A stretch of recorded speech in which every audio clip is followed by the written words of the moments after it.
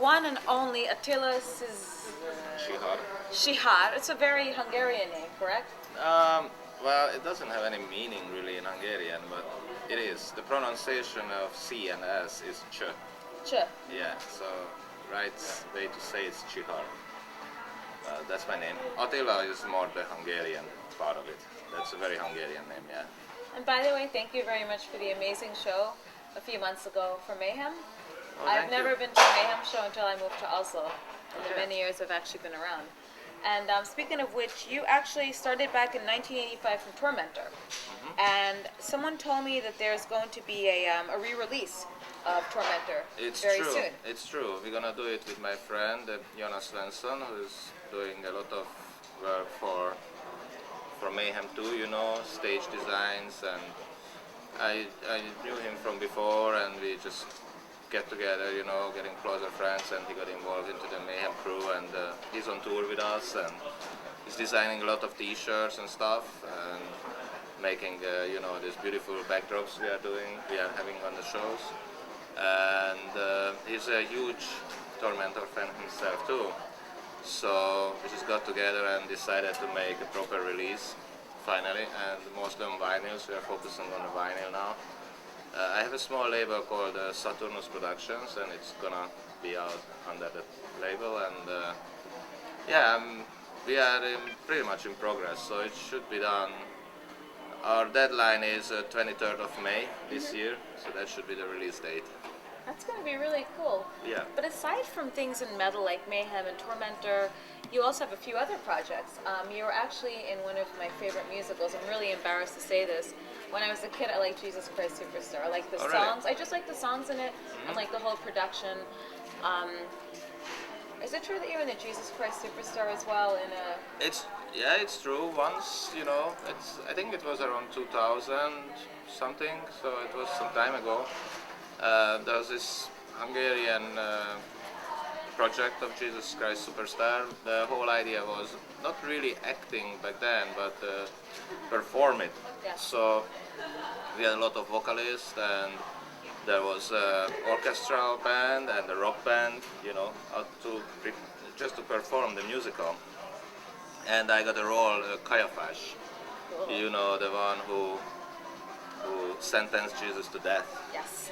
So I thought it was pretty cool, and it fitted to my kind of vision or image, you know, and also to my voice, because it has this kind of alt bass part in the musical, and that was my role, you know, and that was really cool actually to do it. Yeah, I think that actually it's very suitable for you, to some degree. Yeah, I think so. I have to agree. I think it should pretty well. So I really enjoyed it. So I did some other theater thing. Actually, recently we had this thing in Aldeburgh Music in UK. It's called I Burn For You. It's Ian Wilson's direction, and that's a piece of Dracula. And I was lucky to play the main role, Dracula. And that was a little bit similar, but there we were acting too. So we had a director, Tom Creed, and you know, it was other vocalists, Elaine Michenal and Phil Minton, for instance, like taught from completely different scene actually, like more like experimental or classical music or whatever. And the music was also very contemporary, with the Japanese influence and Japanese instruments and stuff. So it was pretty cool actually to do it. So I like to try out different things, you know. That's cool. I mean, it's nice to do things outside of metal, and especially being in Mayhem. Speaking of which, I never got to see like your actual stage show, and I've always wanted to. Tell us how those concepts came about, and have you ever been banned from a certain country because of any specific act or any specific stuff on stage?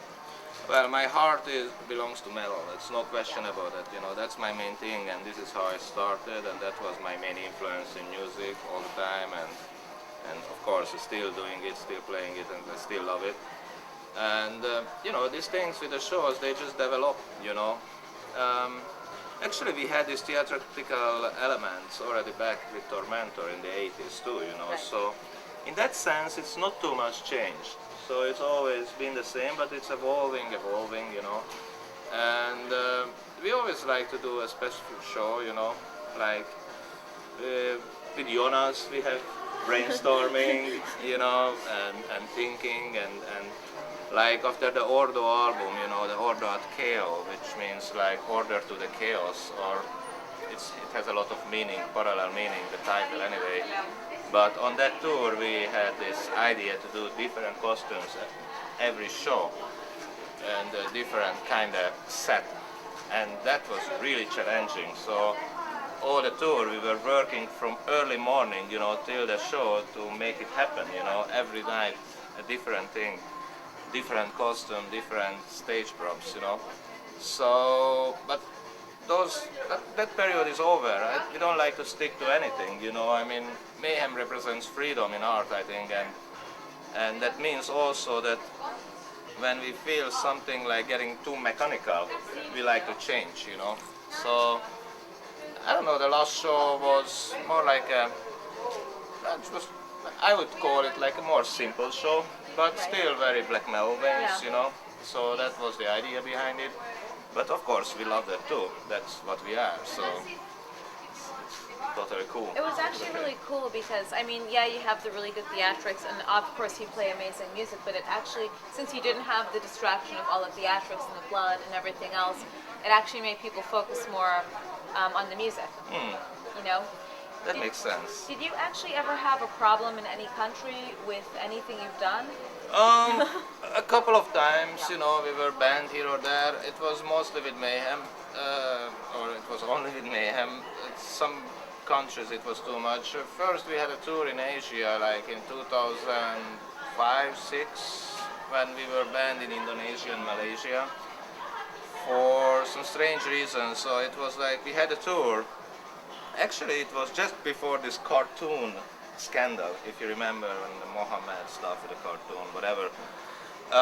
The thing is, we had this tour, and just a month or 2 months before, we heard that some security minister of, I think it was Indonesia, found out, or Malaysia, I'm not sure, found out about us, that what kind of band we are, and you know, in those countries the politics and the religions are still very connected. So they just banned us, you know, we were on the headline news, but then the next day Indonesia banned us, and then almost Singapore did, but Singapore seemed to be a more open country. But what I heard now, times changing, of course, in these countries too, so people realize that we are actually just artists and musicians. So, and it's a philosophy of free speech and freedom and free way of thinking, you know, and whatever. I don't want to start to go more philosophical here, but I think now time is changing. But that was another thing. It was pretty interesting when we were supposed to play in Poland, and that was just before some elections there, and there was some super right-wing, I don't know, this kind of brothers were running the country, like the prime minister and I don't know, the president. They were brothers. Right. That's what I heard or something. So it was kind of fucked up, you know, because we played in Czech, and because at least when we had the Asian tour, we had it months before. But this time in Czech we played, and the next day, just on the just the day before the show, we were already on the way to the country, and they told us that we were banned. They told the promoter. So that was not cool, but I think Poland is a great country, and we have a lot of fans there, and you know, it's a great country actually in East Europe for extreme metal music, and great bands are from there. So we heard after that it was all just kind of political movement or political thought behind it, you know. They wanted to show that how tough they were, that they could just ban, you know, these bands, and like but it was just a kind of promotion for their election. So we were suffering from that kind of bullshit, you know. But we were back to Poland since that, and everything was cool, you know. So it was just that period, I think. So I can't remember anything else, and we still have, now we have also offers to play in Asia, Indonesia, Malaysia. You know, we have no problem with different religions. It's the same for us. So we just wanna play wherever we can, you know. And we played in Turkey, that was cool. So, I mean, I would like to play in Islamic countries too, because we don't have any specific message against them, you know, or Right. against any particular religion. Or philosophy in music is just freedom of speech and thinking, you know, basically. And of course, we like to challenge religions and other things, but you know, I don't see any problem with that personally.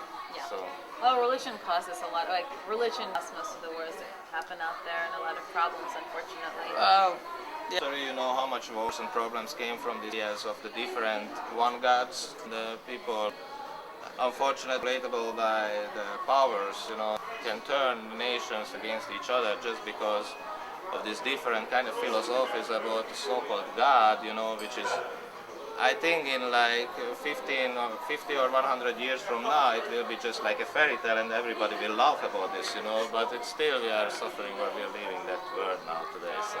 Well, let me ask you something. You grew up in the Eastern Bloc, correct? Or Eastern Europe, Hungary? Yeah.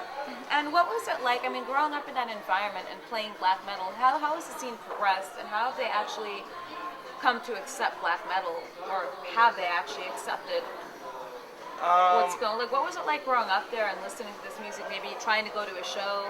I think I was lucky that I'm from Hungary, because Hungary was a much more open country. We had a revolution in '56 against Russian power, you know, and that was a pretty tough thing. So they really had to send the whole army, Russian army, and just, you know, bomb the country again after the Second War to break down the revolution. But I think then after that they understood that they made the rules in Hungary a little bit more easy compared to the other countries like Poland, Czechia, or Slovakia, you know. I mean, those guys, East Germany, they were suffering much more. So for us, we were a little bit more open. We had a chance to travel to the West. So I was so lucky with my parents that they took me around a little bit in these West European tours, and so I could get my vinyls, you know, I could get music. You could find some music in these small private stores in Hungary. So anyway, back then it was a different political system, and they didn't really care that much about the religious aspect or the challenging of religion. That was not the big problem, you know, and we were kind of distant from the politics, and so we didn't have any real serious problems with the authorities, apart from that, which I'm not sure if it's because of the authorities, but the Tormentor album, when it was done, it couldn't be released. Wow. That's good So- publicity, though. I mean, that's hard to track down what happened actually. But something very strange happened, because we had the album ready, the master tape. The studio was a good studio, it was paid. Like this album called Anno Domini, that was not really a demo, that was our full length, you know, in '88. And the album couldn't be released for some strange reason, which actually became later kind of legendary in the underground, you know. Even that's why I'm here, because the guys from Mayhem, you know, they really liked the tape, but they traded with someone from Hungary, you know, and Pellet, you know, Dad, the ex-vocalist of Mayhem, and Euronymous, the Yeah, that was sad. ex-vocalist, and all the other guys, you know, they really liked that recording, which we in Hungary were still isolated, so we didn't know. So we already stopped playing, unfortunately, when this music got picked up, you know, and that's why I was actually asked to join Mayhem. I think that was the reason.